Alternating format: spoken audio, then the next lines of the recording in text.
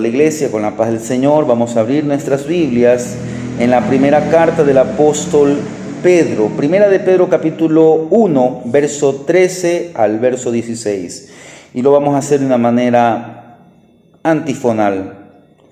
Dice el verso 13: Por tanto, ceñid los lomos de vuestro entendimiento, sed sobrios y esperad por completo en la gracia que se os traerá cuando Jesucristo sea manifestado. Como hijos obedientes, no conforméis a los deseos que antes teníais, estando en vuestra ignorancia. Todos el 15 y el 16. Sino como aquel que os llamó es santo, sed también vosotros santos en toda vuestra manera de vivir, porque escrito está: sed santos porque yo soy santo. Vamos a tener una palabra de oración. Maravilloso y buen Dios, gracias por habernos reunido, por este tiempo que hemos podido orar ante ti, Señor, que hemos podido interceder, orar por los unos, por los otros, orar por nuestras propias necesidades. También, Señor, te damos gracias por el tiempo de alabanza, Señor, que la alabanza haya salido de un corazón sincero, de un corazón que anhela tu presencia, Señor. Y ahora vamos a entrar a la enseñanza, a la meditación de la palabra. Sea hablando a mi vida, sea hablando a la vida de los hermanos, y que lo que podamos compartir, Señor, traiga edificación, corrección, instrucción, enseñanza, para que podamos vivir de una manera que glorifique tu nombre. Te damos gracias en el nombre de Jesús. Amén. Tomen asiento, amados hermanos. Como le decía, hoy vamos a empezar una miniserie de estudios. Dice en mi Biblia, no sé si en su Biblia tiene algún subtítulo antes del verso 13, dice como subtítulo: llamamiento a una vida santa. Y basándonos en este subtítulo, esta miniserie se llama Dios nos llama a ser santos. Pero en primer lugar, tenemos que tener claro, y no es algo que yo creo que para usted como cristiano de años, la palabra santo no debería ser nueva, porque es una de las cosas que más se habla dentro de las iglesias cristianas. Pero el 2024, y no es el único año, pero lamentablemente cada vez se hace más normal, si se podría decir la palabra, o se hace más común, o se hace más frecuente, creo que sería lo más correcto, que a veces se escucha escándalos dentro de iglesias cristiano-evangélicas, pastores que a veces caen en adulterio, ministros de alabanza que caen en el mismo pecado o en otros, a veces en problemas con la ley. Y la Biblia nos llama a ser santos. Dios nos llama por su palabra. No es este el único pasaje. Recuérdese, si esto estuvo en el mensaje que el pastor Héctor habló el 25 de diciembre del pasado año, nos trajo a la reflexión del pasaje de Isaías que dice que vengamos y que nos pongamos a cuenta, y que si nuestros pecados son como la grana, pueden ser emblanquecidos. Todo eso tiene que ver con la santidad.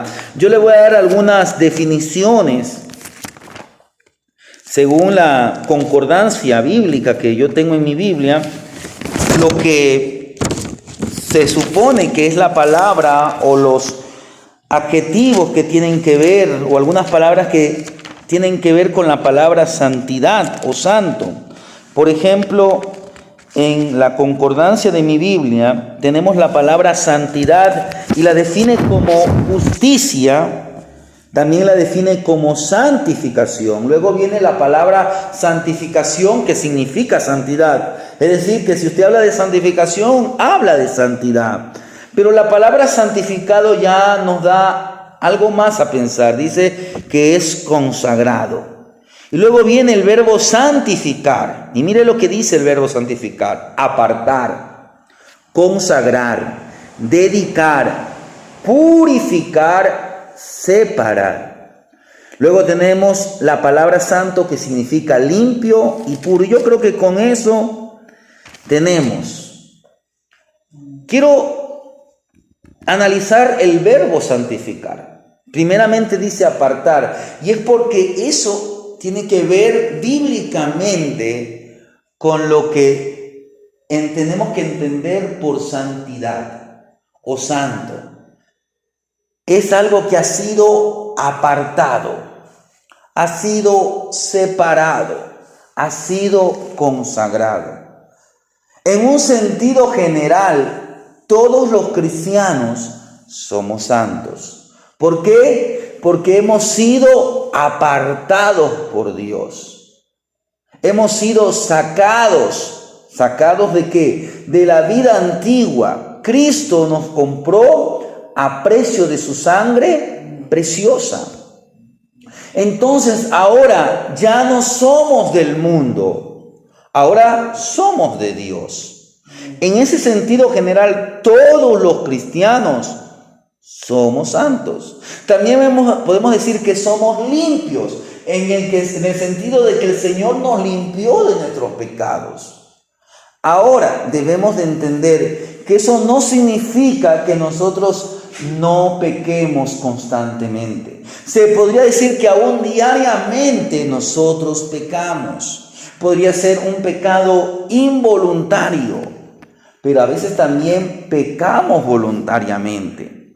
Voy a poner un ejemplo. Si usted se hubiera quedado en su casa por X o Y pretexto, no estoy hablando que algo que verdaderamente, me enfermé, o tuve un accidente, o tuve una llamada de emergencia a última hora, aunque tendríamos que analizar si... Voy a poner un ejemplo. Si a usted le llaman, oye, le pasó esto a tal familiar.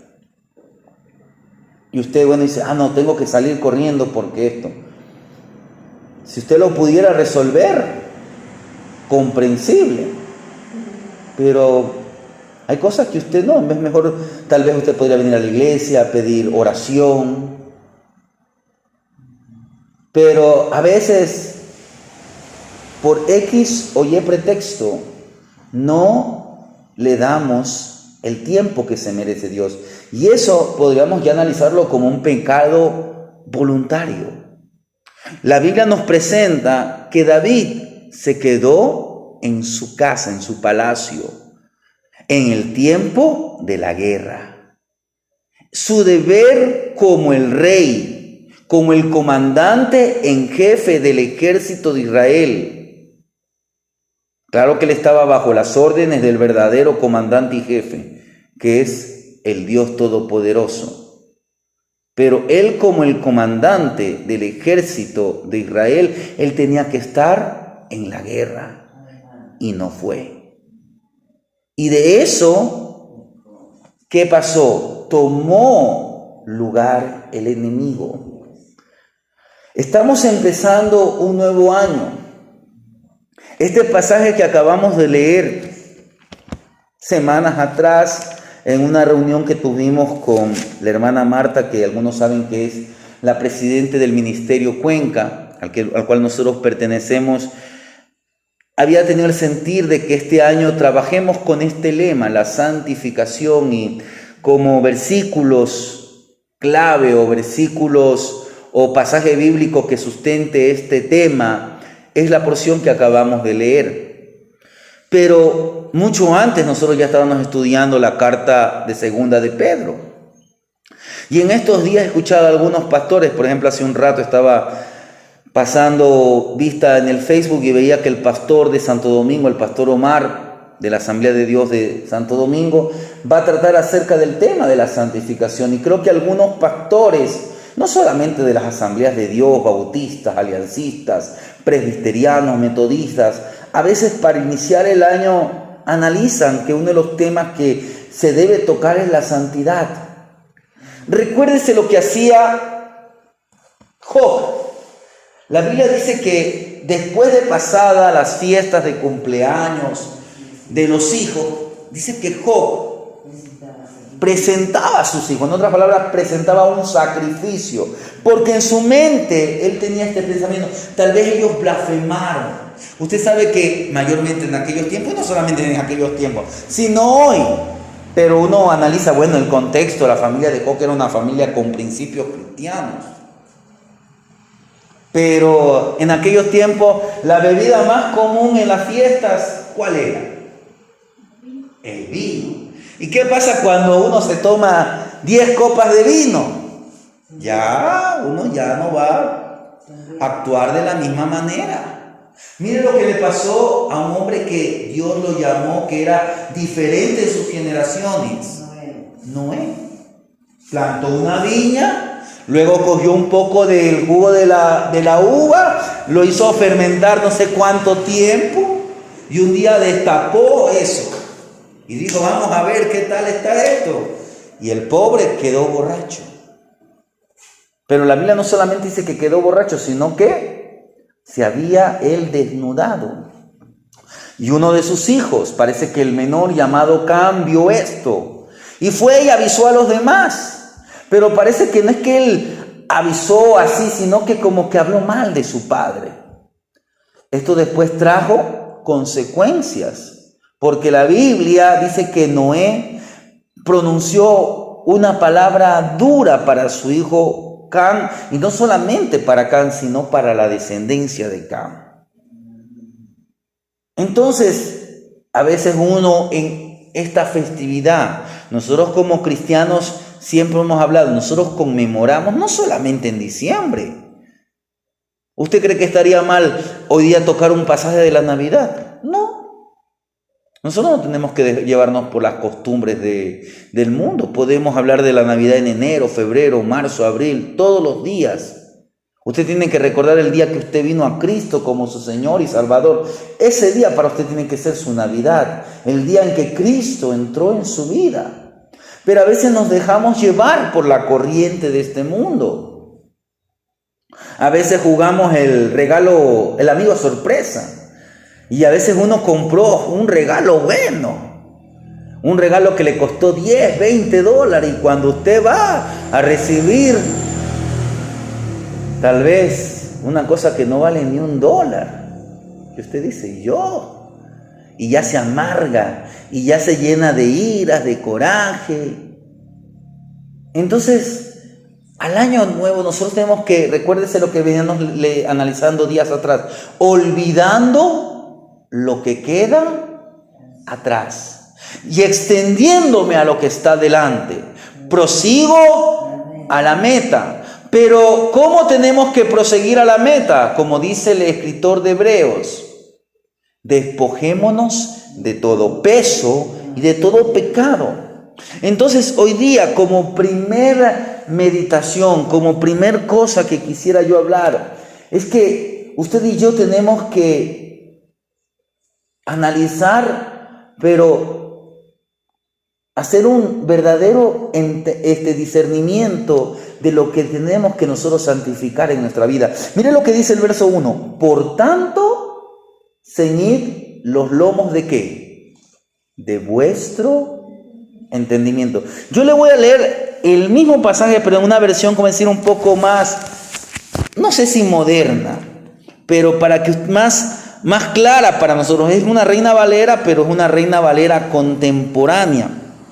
Y ahí usted va a entender de una manera más fácil lo que aquí el escritor Pedro, o mejor dicho, el Espíritu Santo a través de Pedro nos quiere hacer ver. Dice en Primera de Pedro, capítulo 1, el verso 13. Por lo tanto, preparen su mente para la acción. Es decir, yo ya lo sé en teoría. Yo sé que tengo que santificar mi vida. Yo tengo que apartarme, consagrarme, purificarme, separarme. Pero a veces no damos el paso. Yo solamente lo sé. Pero si yo no doy el paso, es como una persona que dice, ay, a mí me gustan las cosas de Dios, pero él nunca acepta a Cristo como su Señor y Salvador. Aunque a él le guste las cosas de Dios, él no es salvo. Asimismo, nosotros como cristianos tenemos que dar el paso a la santidad. Somos salvos porque el Señor nos ha separado. Pero el Señor dice, sed santos, porque yo soy santo. En otras palabras, también tenemos que hacer nuestra parte. Aquí tiene que ver lo que se llama la responsabilidad humana. Por lo tanto, dice, preparen su mente para la acción, estén atentos y pongan toda su esperanza en la gracia que recibirán cuando Jesucristo sea manifiesto. Mire, ¿qué nos está hablando el escritor? Primeramente nos habla de controlar nuestros pensamientos. Porque es aquí donde empieza todo. El Señor Jesús decía que el adúltero no solamente es aquel que comete el acto de adulterio, sino aquel que ya maquina, aquel que en su mente ya él codicia, ya piensa, ya maquina. Y así es en toda área. Una persona que se dedica al robo, esa persona primeramente analiza, hace un plan. Claro que hay gente que roba, como decir, lo primero que ve arrancha, pero hay gente que planifica hacer un robo. Hace unos años atrás salió una película llamada El robo del siglo. Esta película es una película argentina, pero basado en un hecho real que ocurrió a principios, creo que del año 2000, de la década de los 2000 creo que fue. En Argentina robaron un banco, y este banco parece que tenía no solamente dinero, sino que había joyas y algunas cosas. Y los que hicieron esto, primeramente ellos planificaron por meses planificaron. Ellos se dieron cuenta que debajo del puente, debajo del banco, por ahí pasaba un ducto del alcantarillado. Ellos entendieron que si ellos taladraban, hacían un hueco, iban a llegar hasta la bodega del banco, y así fue. El robo fue un éxito, se llevaron cantidad de dinero, pero poco a poco fueron siendo atrapados por las fuerzas del orden, la policía. La mayoría de los pecados aquí empiezan, por no decir todos. Uno los maquina, uno los piensa. Entonces el Señor dice que tenemos que aprender a controlar nuestros pensamientos. Ceñid los lomos de vuestro entendimiento. Luche, en otras palabras, luche con los pensamientos que lo rodean, que le intentan invadir, que lo intentan infestar. El apóstol Pablo, cuando nosotros vamos al libro, mire, vaya a la carta a los Efesios, en el capítulo 6.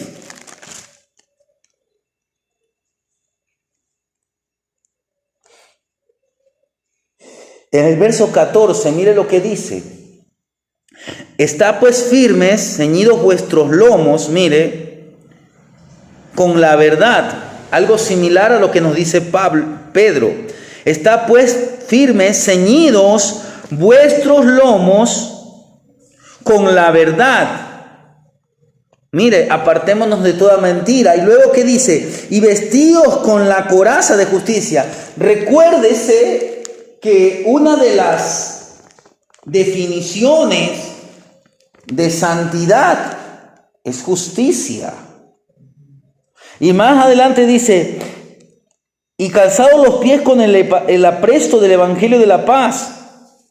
Sobre todo tomad el escudo de la fe con que podáis apagar todos los dardos de fuego del maligno. El enemigo va a lanzar dardos, va a lanzar ideas.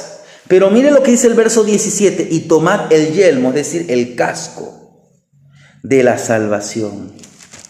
¿Dónde va a querer apuntar el enemigo? A la cabeza, a la mente. Va a querer llenar. Hoy la gente, nosotros estamos a veces escuchando al mundo, pero no solamente que estamos escuchando al mundo, sino que nos estamos dejando influenciar por el mundo. Cuando usted y yo tenemos que ser agentes de influencia. Hoy, en estos años, una palabra llamada influencer se está haciendo muy conocida. Tenemos influencer por las diversas redes sociales. Y a veces nosotros nos dejamos influenciar por ello y no tratamos de discernir si lo que están hablando es verdad, es mentira, o si está eso bajo alguna idea del mundo. Tenemos que tener mucho cuidado con estos influencers, porque la mayoría de ellos, no digo todos, pero la mayoría de ellos siguen ideas orientales, siguen ideas de sectas como los budistas, los hinduistas, etcétera, etcétera.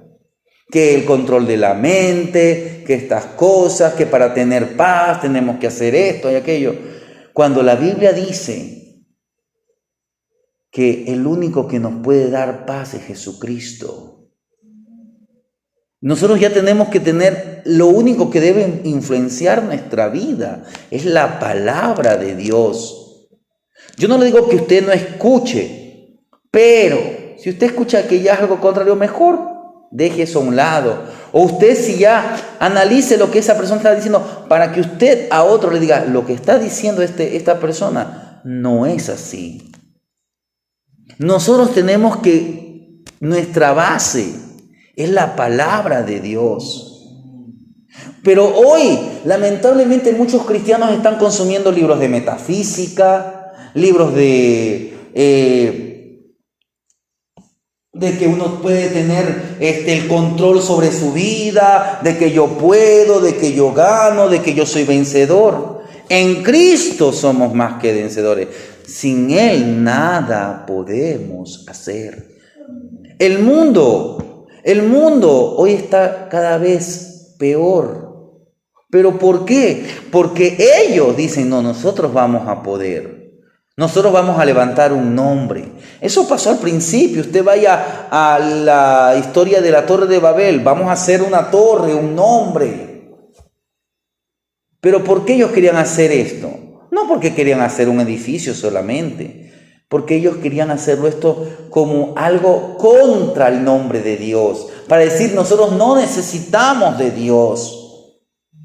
Usted ve a líderes, sean presidentes, reyes, ellos hablan de que ellos pueden, pero ellos en ningún momento reconocen que solamente con Dios podrían. Por eso es que usted y yo tenemos que aprender a controlar nuestros pensamientos. Ceñid los lomos de vuestro entendimiento. Preparen su mente para la acción, en otras palabras. Estén listos para la palabra que se les enseña, ponerla en práctica, para vivir como hacedores y no tan solamente oidores. Mire, ceñid los lomos de vuestro entendimiento. Mire lo que dice 2 de Corintios, capítulo 10, el verso 5.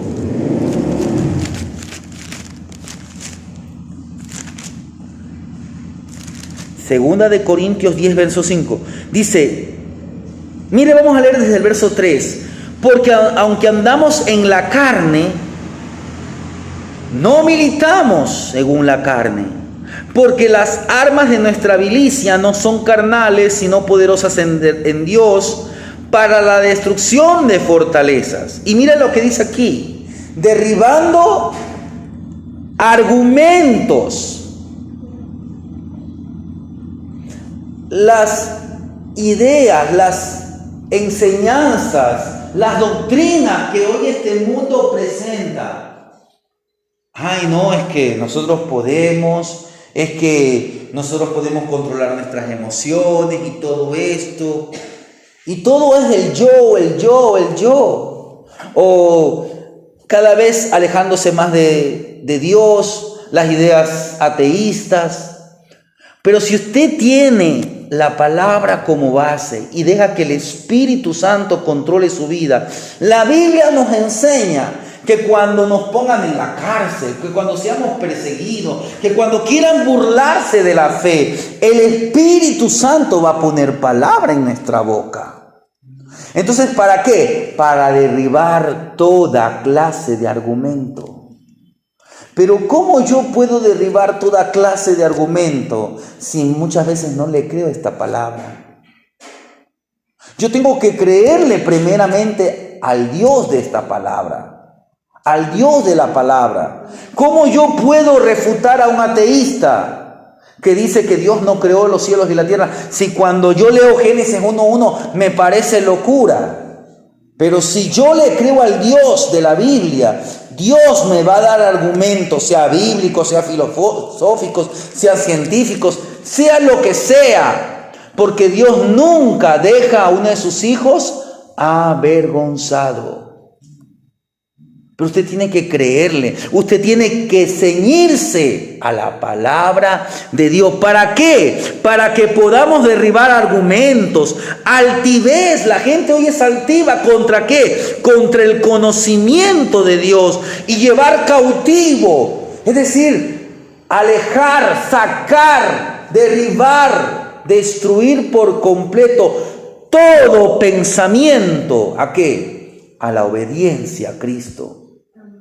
Pero usted tiene que creerle al Dios de la palabra. Entonces, ¿qué tenemos que hacer? Controlar nuestros pensamientos. ¿Para qué? Volviendo a Primera de Pedro, ceñid los lomos de vuestro entendimiento. Y luego dice, sed sobrios y esperad por completo. ¿Para qué? Mire, y esperad por completo en la gracia que os traerá cuando Cristo sea manifestado. Entonces, ¿aquí qué vemos? Una vez que yo puedo controlar, pero no porque yo puedo, sino porque el Espíritu Santo vive en mí, y porque yo me he sometido a la palabra de Dios, yo me he sometido al Espíritu Santo, entonces voy a poder controlar mis pensamientos para dominar mis emociones. Y algo que también hablábamos, últimamente hemos venido hablando de extendiéndonos lo que está delante, olvidando lo que queda atrás, extendiendo lo que está delante. Lo que dijo Pablo a los hermanos, corramos. No corramos como aquel que lucha contra el viento, no, sino que dice, yo pongo mi carne. Dios quiere que usted aprenda a tener dominio propio, a que domine sus emociones, a que domine la ira, la tristeza, la amargura, a veces hasta la risa, porque a veces hay personas que no pueden ni controlar la risa. Todas las emociones tenemos que saberla controlar. Tenemos que ser creyentes equilibrados. Aquí la palabra utiliza sed sobrios. Sed sobrios, mire, domine sus emociones y dice, mire, y esperad por completo, mire, esperar por completo. Enfóquese en el futuro. Usted tiene que conocer la historia del rey Saúl, y si no, voy a analizar algo bien breve. Eso está creo que en el capítulo 15 de Primera de Samuel. Capítulo 13. El profeta Samuel le dice a Saúl, mira, espérame 7 días en tal lugar, creo que era en Gilboa. Iban a presentar un sacrificio. Israel estaba en guerra con los filisteos. Era el día sexto, ya estaba por terminarse el día séptimo, pero todavía no se terminaba el séptimo día. Estaba aquí Saúl con el ejército israelita y al frente estaban los filisteos. Y ya muchos del ejército de los israelitas estaban comenzando a desesperarse y a salirse. ¿Y qué hace Saúl? él hace el sacrificio. Y después de que termina de hacer el sacrificio, llega Samuel. ¿Y qué es lo que le dice? Locamente has hecho. Porque Saúl era rey, mas no era sacerdote. Y ya Samuel le había dicho, espera 7 días. Le había dado un plazo. Él tenía que esperar hasta que llegara. No tenía que hacer las cosas a su manera. Aquí que dice, esperar por completo. Esperar por completo. ¿Qué tenemos que esperar por completo? Tenemos que estar a la espera de la venida de Cristo. ¿Y cómo tenemos que estar a la espera de la venida de Cristo? Santos. Y para eso tenemos que aprender a controlar nuestros pensamientos. 2, tenemos que aprender a dominar nuestras emociones. Y 3, tenemos que enfocarnos en el futuro. ¿Cómo qué? Como hijos obedientes. Usted y yo somos hijos de Dios. Pero ¿qué clase de hijo usted quiere ser en este año 2025? Que seamos hijos obedientes. Hijos que no se conforman a los deseos de este mundo, a los deseos que antes tenías cuando estabas en vuestra vida de ignorancia, en el mundo. Tal vez usted vivió 2, 3, 10, 20 años, no sé. Pero estamos en este mundo. Los deseos, el mundo afuera está con sus deleites. Tal vez la gente le puede decir, usted está perdiendo el tiempo allí, 3, 4, 5, 10 personas. Mejor vamos a una discoteca o vamos a pasarla con amigos, vamos a comer aquí, vamos a hacer esto o aquello, o está en tu casa. Pero cuando usted se para, aparta, consagra un tiempo para Dios, buscando hacerlo para la gloria de Dios, buscarlo haciendo con un propósito que traiga edificación por su vida, usted se está enfocando en el futuro como ¿qué? Como un hijo obediente. ¿Para qué? Para deshacerse de los viejos hábitos y respondiendo ¿a qué? Al llamado que nos ha sido dado. Mire, como hijos obedientes, no os conforméis a los deseos que antes tenía estando en vuestra ignorancia, sino como aquel que os llamó es santo. Y aquí vemos un ejemplo, aquí vemos un ideal, aquí vemos algo aquí. Usted tiene que poner su mirada, como dice el escritor de Hebreos, puesto los ojos en Jesús. El escritor de Hebreos dice que el Hijo fue tentado en todo, pero sin pecado.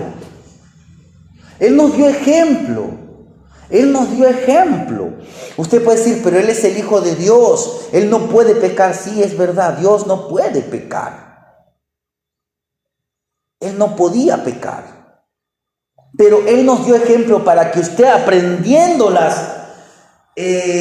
los ejemplos, el ejemplo que Él nos dejó, cómo Él venció la tentación. Recuérdese que Él entró en un periodo de ayuno.